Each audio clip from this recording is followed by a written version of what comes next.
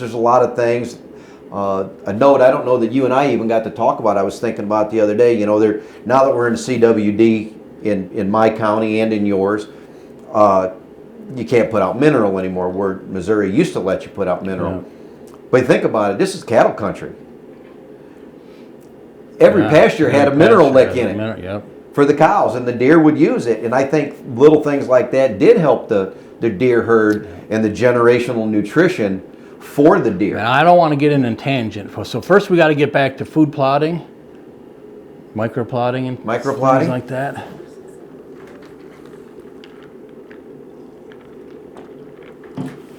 But just real quick, I lived through CWD, what I call a debacle up in Wisconsin. And again, I try to go by logic. I question everything that I see, try to go by logic, but it wrecked the hunting for decades up there. So anyways, we're just starting it down here, go figure. But I wanted to cover right now what we're doing here mid-January for food plotting. Right now, Phil's kind of point man on it, but we're working on our corn and bean purchase. So I'm working with a couple of different seed companies, trying to narrow down which one. I've got a company that will, and we'll name them later when we get there, that they'll mix the seed for me to the formula I want. It's a little bit one-off of what they do, but they seem more than happy to work with me to get it. Once we kind of finalize which company we're working with, I'll get back to you and let you know. So I don't want to disrespect anybody that we're not going to work with down the road. So we're going to kind of keep those cards close to our chest for right now. But we're definitely going to do the corn and beans again at my place, where it's a mix. It's going to be about a 75-25 mix of corn and beans. It worked really well here. The deer seem to love it. And that's, you know, we're going to document our experiences so that all of you guys that don't have a no-till drill or don't even have a planter can do this. Neither of us at this point in our life and that can afford to go and do a real no-till. Not to mention we're in the Ozarks, it's rocky and that. Phil tried drilling or using his planter. 2 mile an hour. And he bent up parts and I sold it. Got rid of it. It was out. So we're doing old school. We're bush hogging this winter, and we're going to burn off, and we're going to disc up, and we're going to broadcast our corn and beans. Kind of, I don't want to say poor man's, but if you got a tractor or something that you could work the ground up, all you need is a seeder. It could be an ATV seeder. And you could probably do pretty well. I mean, I'm still going to be using my ATV sprayer this year. I just love that thing. It's so convenient and handy. I fought with that 32-foot boom sprayer on my tractor, and it wasn't worth the headache.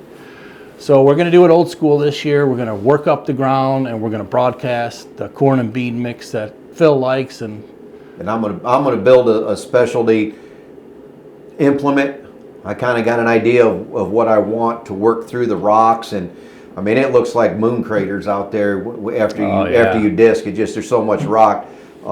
They say that any rock 3 inches and less is topsoil in the Ozarks, so it can be hard on equipment. So I'm taking an old chisel disc cultivator and some other parts for Colt to pack in behind it, and I'm going to kind of Frankenstein a piece of equipment together will help speed it up and work better for us. I bought that brand new, and it was a heavy duty 8-foot disc and several pieces. It looks like they were cast and not forged, unfortunately, but the spacers, several of them broke after, I mean, just a matter of hours. I mean, just running the disc over dirt. Now granted, it was hard, it was compacted, it was dry, but man, to break in several places a brand new heavy duty disc, that'll give you an idea how crummy and rocky the dirt is here. Well, and it was hard. It was hard. Because it was dry, it was definitely made it worse, so the rocks didn't move when you hit it with the disc. But first time's always the worst. Oh,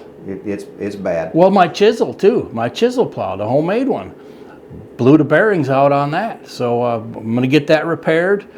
But the first time you break up that ground, especially cattle farm, because it's compacted from all the hay equipment, all the cattle mushing it, decade after decade. first time getting the air in there is the hardest. And that fescue root Oh, structure, yeah, it that's just binds the- it yeah. like an adobe brick. Yeah, And when it that's- was dry, I mean, it wasn't quite so bad if it was wet.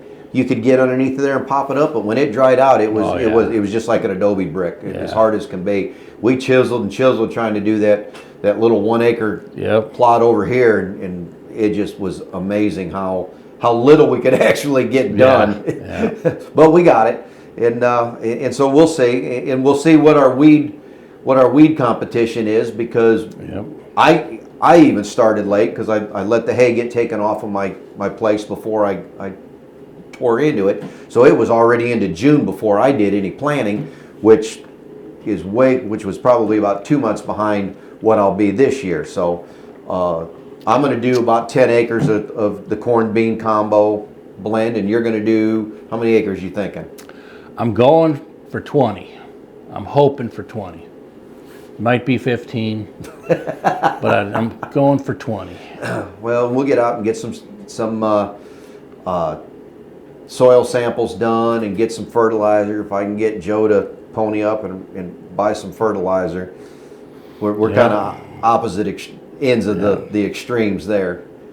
But I'm making the investment this year. I want corn and beans. I want to see it out. I want to be what you got right here. I want to be able to see deer year round. Now the deer here, I'm going to tell you, we've been in number of states and they're skittish here. They are skittish. I mean, they don't like coming, at least on our farm. Phil's is a little different here. On our farm, they don't like daylight coming anywhere near the house. They see you go down the driveway, and they're gone. Whereas these other states where they're like used to people and that, they just look at you a lot. But man, at least on our farm, and we are pretty remote, they are skittish. But now, did you see it kind of the same way I did? For us, it was a transition. Because during the summer they was coming right up by the house, no. but then they You just got kept here, moving. Mine kept moving back towards the back end of the property as season went on. We literally only had, I could count on one hand the times that they came into my house food plot, which by the way was the best food plot because I planted it the earliest. I did fertilize that one. It's a nice plot. Only when the rut started, I got video of a couple bucks there, but probably 5 times that they've come out during the daylight by the house. I mean, the rest of the property, they're out, a lot earlier. Well, they've had a big piece of property. They're not accustomed. Right. And nobody lived there for a while. And I don't know, you don't have quite as much cattle ground around you as I do. No, so not around nearly here, as much. there's always a rancher running around on side-by-sides and tractors and pickup trucks. So I think they are a little more Yeah, used probably. to the pressure of seeing equipment move around. So I think that makes a difference also of what they're accustomed to. So, the only other, let's see, another question. So Jim, I won't call out his last name, 2831, leave out the middle name. He wanted to know what that white stuff was on the ground Oh, in his video. That white stuff is Mother Nature reminded you not to complain in July. yes. And that's so ironic. I've been getting comments from people up in Canada, out in New York, out on the East Coast, up in another northern state, I think Wisconsin or Minnesota or Michigan, and a lot of them don't even have snow yet. And here we are in the Mid-South in the Ozarks. We got 2 snowstorms. We had probably 10 inches total. Yeah, And we're it's in supposed that- to be south. I think it's in that 10 or 12 mark, at least in the Well, Kansas City by and us? that got like 14 inches in Oh yeah, one of them. they got way more than we got here in mid-Missouri. But last year they only had 8 inches the whole year. So and like Wow. 6 inches the year before that. Yeah, So yeah. I don't know And what it's that early, means, if we're it's going to get more early. rain this summer or it's just somebody's paying for something. But yeah, that's what that white stuff is. Reminder: don't complain about the heat in July because January is on the other side of it somewhere. Clarkster did ask. He's like, when you get into that bottle, he's like, I'm wondering how long it's going to take when you sip on it till you start feeling that, and it's already there. And I usually don't drink straight. Come on, kid. I usually don't drink straight, but it's You didn't get out and hunt much. I did. I hunt. Yeah, you hunted I hard. hunt a You lot. hunted I usually a hunt lot. about 50, 55 days Yeah, a you season. hunted a lot. What do you think? What'd you think of the Banks blind? I like them. Now, I was behind the power curve on you, but special thanks to Sharon for helping me out. So, when I've hunted the blinds, the tower blinds, it don't matter if it's an old wood one or a brand new one. I like the windows to go from here to like here. It's just because you can get burned easy enough. They can see and their eyes are at least as good as ours. So, anyways, you were more advanced with your curtaining system than we were. Yeah, I even took vinyl off of Amazon, matte black vinyl, and put it on the outside so that Yep. it didn't reflect. And I've got some more tweaking to do to it, and maybe we'll do a tour of some blinds and stuff down the road. But yeah, that's how I got away from the curtains. I still got the curtains because I still like them for sound deadening and everything else. But I was using some vinyl on mine to really pinch that opening down. We make did it on dark. the cheap. You know, we had some guys come in for leases, and they did all the hunting. Quite honestly, I wanted them to have a good experience. But we just did felt. We cut. I got a roll of road fabric, that and clothespins. You know, but you know, I kind of coached them like, hey, look, guys, you know, you just don't just sit there with the windows wide open. But them Banks blinds are nice, and you've mentioned a lot where you've closed up the windows to keep your scent in, and you've had deer downwind of you multiple times this season. I've had them walk 360 degrees around the blind. And I mean, I'm using the ozonics, and every once in a while you'll see they'll get a little birdie and they'll kind of pick their nose up. But again, 360 degrees, they walk around me, and they're not picking me up. I don't know exactly what it's all about. I've got a few more tweakings to do to mine, but I love them Banks blinds, and if I can swing a couple more, I definitely would. Yeah. Because they're so tight, and they've got a vent at the bottom and a vent at the top, so it lets that convection of cold air coming in at the bottom and going out the high side, and I think that helps put that air up even higher, Yep. away from the deer. I'm even thinking about putting a short stack on mine so that the vent is actually above the roof line, above the roof line, so that it can't have any chance of getting into turbulence, that it streams out better. So, but I take everything to the 10. And they are durable. And that was one thing when we were shopping for them. I liked the 360, but I went with Phil's. He liked the Banks a little better, and his reasoning was because it's a one roto molded thing, waterproof, scent proof, and tough. And I dumped one. First of all, I dumped one, and it just like bounced like a Teletubby. No issues there. But then in our woods, again, I'm behind the power curve, but I was taking it with my RX with the tower. So I was up in oak trees with branches like this big around, and it was taking a beating, and it actually broke one of the window frames, but it barely broke it enough to where we were able to push it back and put a new screw in it, and it was fine. So it took a beating. So those things are tough. They are tough. And they seal up. Yeah. They are tough, and they're warm. I mean, I went to the extreme of I painted and blacked out the inside of mine with just some cheap flat rattle can and got it blackened out on the inside. But man, you go out there and you leave it shut up, and if it's 25 degrees and the sun's shining, it is. Yeah. It's comfy in there.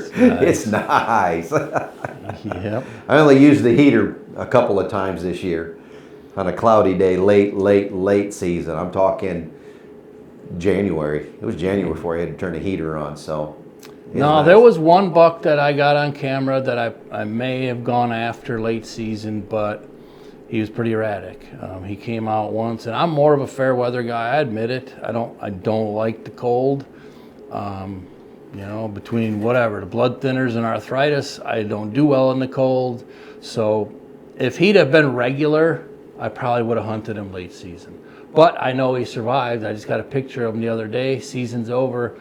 So if he makes it to next year and he adds 10%, 12%, if he's a 3 or 4 year old, I'll take that. Well, if you have a 40-inch deer and he puts on 10%, that's Yeah. another 14 Yeah, inches. exactly. You've now got a 155-inch deer, so that could be a big buck, and he could jump more than that with better nutrition. Right, nutrition, You know, yes. now that we got that program, but the nutrition part of that starts kind of now. Yeah. You have to have that now going in because the antler development might be more from April on, but if their body is still recovering from January, February, and March, it's going to be a slow start in April. Well, I know I listen to him a lot because he does all the homework, but the does are half the genetics of the bucks, the antlers, and they're carrying the little ones right now. So their nutrition right now through the summer and the fall could affect that 2.5-year-old, his mass that's in the womb right now.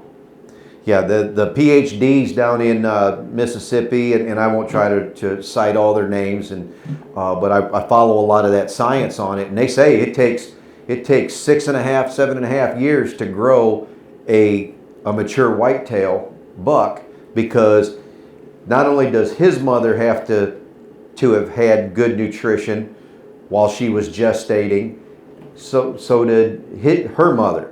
So weak deer make weak deer, so they have to be strong, and then they can make that buck, and he'll be strong. Now he can have low years, you can have a bad year after that, but they got to have it right out of the gate. They got to have that nutrition for that foundation to work with, and I think that's where we're in pretty good shape if we're seeing good bucks now. Yeah, I think so. Maybe with the drought the last couple of years, we might have a lull in 4 or 5 years on bucks because the nutrition may have been down, so we may have a little dip come down the road, but right now we should be good, and we just keep getting what we can out of them and do what we can, and I think we're going to have good hunting, a lot of good success. I mean, I'm happy the snow is starting to melt.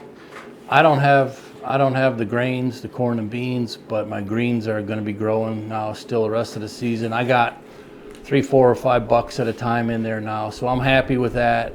I love to find antler sheds. None of our farms have ever really been that good for shed hunting because I was able to draw deer in, but the mature bucks were kind of phantoms, kind of ghosts. We draw them in for the food and for the does. So we never really had good shed hunting. So for both of us, neither of us ever had good shed hunting. So I'm really hoping that we find some easy antler sheds laying out in the food plots, kind of like you see on YouTube channels and other shows. Yeah. We may not. And hopefully we don't have to throw them on the ground and act like we found them, right? Curtis used to do that. A drop antler. Yeah. Yeah. There you go. Oh, look at this property. I'm going to show you this property, and he goes out and throws a few antlers first. Now, I'm just kidding, Curtis.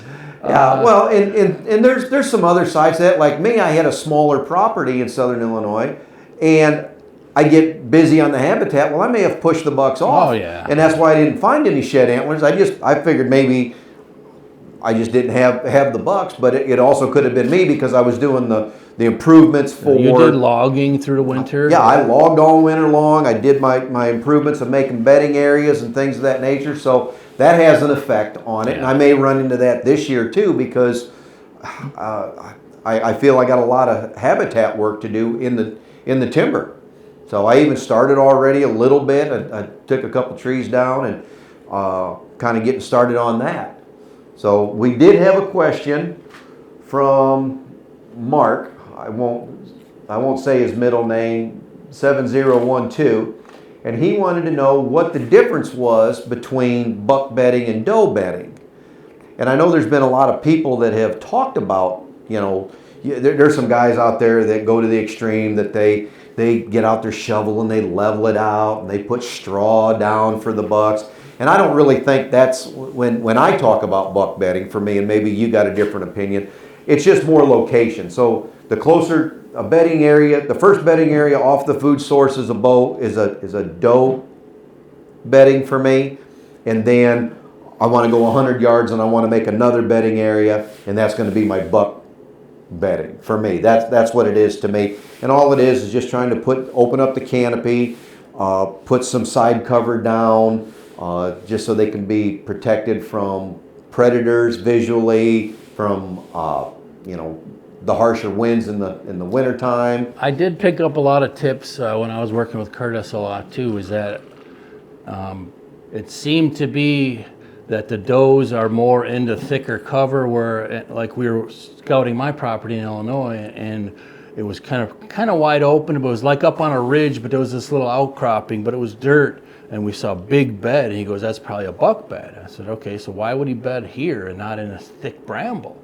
And he said, well, he likes to be up here, he said, because he can get the wind coming from up top, and he could see everything down here, and he could see everything. So I don't know that for a fact, but if the mature bucks, they might want, I mean, we know they want to be alone. They don't want to be by the does and the fawns. They want to be out farther alone, whether that means in a thick bramble or somewhere where they could see predators and smell better, maybe on a shelf or something. But they definitely want to be away from the does and the little ones. And the bucks seasonally change their because while they've got the soft antlers, while they're developing that velvet antler, true, very true. They don't want to be in that thick because they don't want to catch it. So now they're more on field edges. But then as soon as they go hardhorn, then they move back into the thicker stuff and get away. So they change their habitat throughout the entire year, and they move around. The does are always going to try to stay on top of the food. Yeah, food. Yep. Food for them. You can push does out. If I get pinned down, I'll have my wife come pick me up on the buggy, and before I get back here to change my clothes, my camera's going off. They're right back in front of the blind. That's it. Food is all that matters to them. But the bucks are a little bit different. They're more particular about where they'll go. Now the bucks will do the same thing, but they're usually about 15 minutes behind the does. I think that's in bedding and in feeding. So that's kind of that. But that was a good question about what the difference was. There's a lot of people that have different opinions that they think it's specialty. I personally don't think that there's anything that different about it other than location. They just want to be left alone. The bucks do. I watched Seymour deer. I used to watch them guys more. They're up in Michigan, and they make beds kind of like what you're talking about, but they're a whole different niche. They're like small property improvements, and so they go to great lengths, 5, 10, 20 acre parcels that are stacked upon each other. They go to really great lengths for the beds that are like in a cave and a roof and all that. Of course, then you got the food, but then they got tornado zones and that. So it is kind of relative to your area. I imagine out west where there's just vast country. You can't find two trees next to each other. Well, yeah. You go out to Kansas, there's awesome deer in Kansas, and there's hardly any woodlots. Yeah. So I suppose it's geographically different, but yeah, good stuff. I don't know. I think we'll wind it down. What do you think? That's up to you, man, but we appreciate it. Thanks for joining us. We appreciate it. If you enjoy our stuff, hit the like button, leave us a comment. It does kind of help generate some more views through the algorithm, but we keep it real here. We're just two regular guys, blue collar our whole lives with a dream. That's pretty much it, and we're sharing it. So we appreciate you joining us. Maybe we'll do this a little more often. We'll get back and just sit down and have a full-on gab session, go through some of the questions. Because maybe not everybody reads the questions or the comments that watches the videos and may still have those questions and just for whatever reason didn't type them in. And we'll try to cover those. But we're going to have a lot coming from the woods here over the next couple of months. Stay tuned for the land management, because we're gonna bring it to you in real time. We're not going to wait until it's fashionable to bring it out with everybody else. We're going to throw it out as it comes. I told Sharon today, I'm like, come on, spring, hurry up. And she's like, honey, you got a long way to go yet. It's only mid-January. And I got a new tool in the farm for this that's going to be coming and getting delivered. I got a new thing coming for our farm. Don't know if it'll make it off the farm or not. We may end up over here at Phil's farm, but we got to pay to move this big beast of a machine. But it's going to be a fun spring. I'm pretty sure of that. Lots to do. And a All lot right. of fun doing it. Cheers. All right, na zdrowie. What did you say, Nazrolia? Na zdrowie. Was it supposed to still be recording? I was going to tell you to check and make sure it was actually It is. going, and that I didn't. that I didn't accidentally. Other